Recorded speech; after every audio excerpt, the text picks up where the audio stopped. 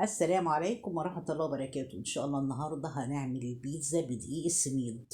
أيوة، بدقيق السميد، ما تستغربوش، وتحفة. وجربوها وهنخزن منها لرمضان. يعني اعملوا الفيديو دوت تخزنوه رمضان. أنا هعمل 6 كوبايات دقيق أبيض وكوباية ونص دقيق سميد، وتعالوا نشوف عملنا إيه. بسم الله الرحمن الرحيم. عندي كوبايتين مية دافية، كوباية حليب أو لبن دافي، وهضيف كمان معلقة كبيرة ونص سكر، وهضيف معلقتين حليب أو لبن بودر، ومعلقة كبيرة زعتر ناشف، ومعلقة ونص كبيرة خميرة. وده الدقيق السميد بتاعي، عندي كوباية ونص منهم هضيفه. وهضيف كوباية زبادي كمان عشان تدي طراوة، وهقلب كل ده مع بعضه. فانا ايه، عشان ما اقلبش بايدي يبقى فيه كلاكيع، مش عايزه يبقى فيه كلاكيع او تكتلات، هعمله بايه، بالعجان. حطيت كوبايه دقيق مع كوبايه ونص، وعندي 3/4 كوب زيت، وهخلط كل دوت اقلبهم مع بعض عشان اسيب العجينه ايه، الخميره بتاعتي تخمر. يبقى انا هضرب كوبايه الدقيق مع السميد عشان بس شايفين الكلاكيع. انا مش بعجن في العجان، لا، انا بس بقلب الخميره عشان ايه، تخمر، ما يبقاش فيها كلاكيع. هسيبها ربع ساعه، وبعد ربع ساعه ارجع لها ونشوف هنعمل ايه على البوتاجاز بتاعنا. على البوتاجاز بقى طاسة فيها معلقتين بالظبط زيت، وحطيت جزء من بصلاية أو بصلاية صغننة خالص.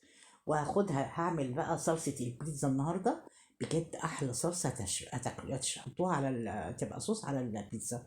حطيت البصلة، خدت تقلبتين كده، شوحتها، ورحت حاطة معلقة شاي مليانة توم، وهقلب.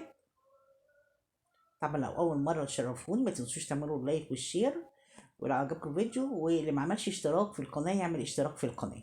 حطيت معلقة شاي مليانة زعتر، وقلبي بقى كل ده تقلبتين حلوين. وحوالي 5 6 طماطمات أنا قشرتهم لما بقشرها، وضربتهم في الخلاط، وحطيتهم ايه، ضفتهم على البصلة والثوم والزعتر. وهضيف ربع معلقة شاي فلفل أسمر، ونص معلقة شاي سكر عشان تعادل الحموضة، وهسيبها تغلي مع نفسها كده. ولغاية ما نروح بعد كده نسيبها ايه، تاخد تدي مع نفسها بشكل ودي. وهنروح للعجينة بتاعتنا نشوف خمرت ولا لا الخميرة بتاعتنا.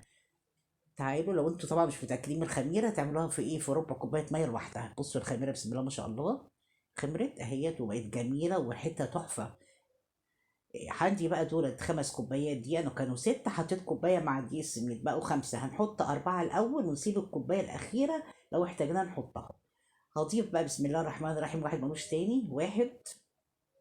ادي الكوباية التانية والتالتة والرابعة، وهقلب المعلقة أو السباتشولا. لا هعجن ولا هعمل أفرد ولا أي حاجة. هذا حاجة طبعا أكيد لازم هتاخد الكوباية الأخيرة اللي هي ال5، لأن شايفين إيه العجينة عاملة إزاي. وكله تقليب بالمعلقة، زي شايفين ملزقة، هبل إيدي بالزيت عشان أعرف ألم العجينة. وأحطها في بولة، وهسيبها تخمر حوالي ساعة أو ساعة ونص، تخمر وتاخد حقها. لو أنت ما بتقدريش تعجنيها، سيبيها ايه، ما تعجنهاش، وسيبيها تريح اكبر وقت ممكن. ساعه ساعه ونص لما تلاقيها خمرت مطاطيه. بصوا العجينه عامله ازاي، بسم الله ما شاء الله. انا سبتها حوالي ساعه ونص. بصوا، هوريكم العجينه عامله ازاي. ولكن هنا ايه، لسه دي كده مقطعه، احنا لسه ايه ما ريحناهاش. هسيبها ترتاح، وتعالوا نشوف الصلصه بتاعتنا بقى ايه. صلصه البيتزا هضربها في الخلاط وهصفيها، وكده صلصه البيتزا بتاعتنا تبقى جاهزه.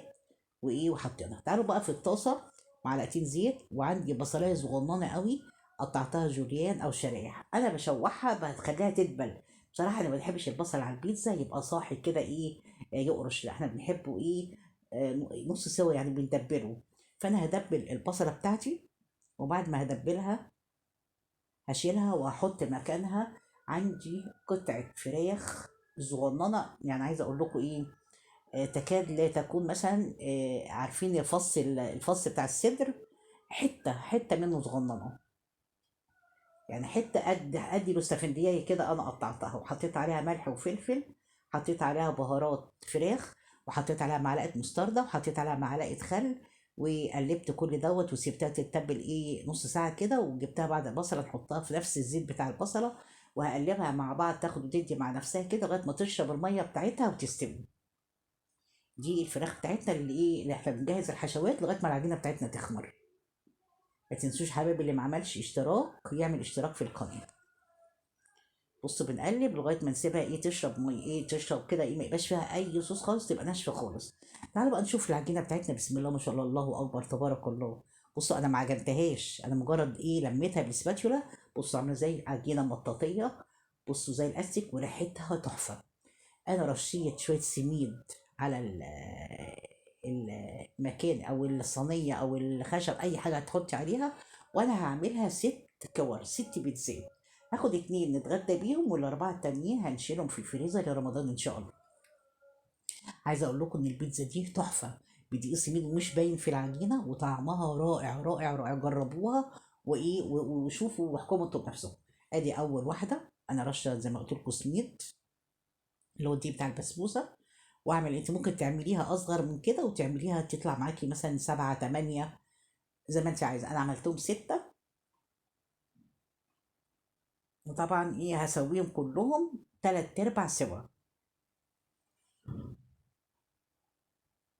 هريحهم بقى حوالي 10 دقايق ونرجع لهم. بعد ما اريح، بصوا العجينه عامله ازاي بعد ما ارتاحت 10 دقايق. اللهم صل على النبي. دهنت الصينيه زيت، بسم الله ما شاء الله، الله اكبر. بتمشي العجينه سلسه.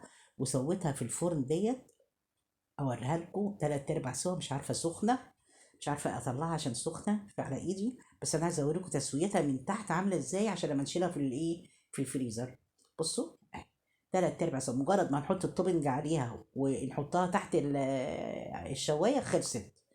طبعا بنخرمها كده بالشوكه علشان ما ترتفعش وتبقى ايه، تبقى عيش يعني. ايه لو عملتيها سبتيها تبقى معاكي عيش تاكليه. وهعمل كله كده وهسويه في الفرن 3/4 سوا. ما حطيتش عليها اي حاجه.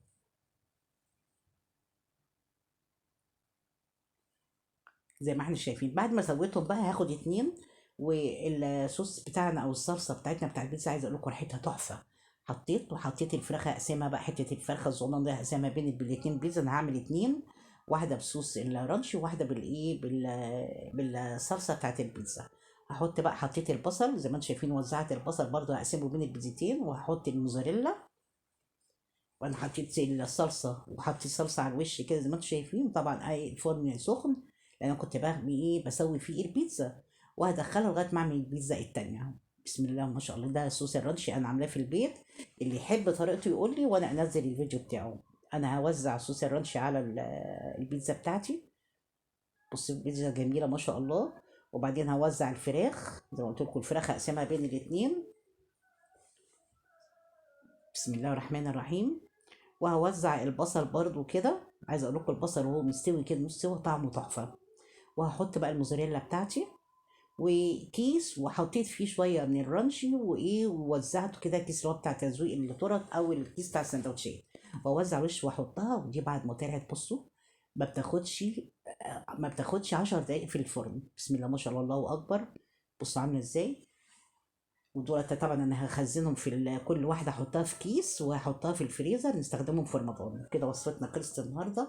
وعايزه اقول لكم ان طعمها رائع رائع رائع بجد تحفه. ودمتم في رعايه الله، واستودعكم الله، والسلام عليكم.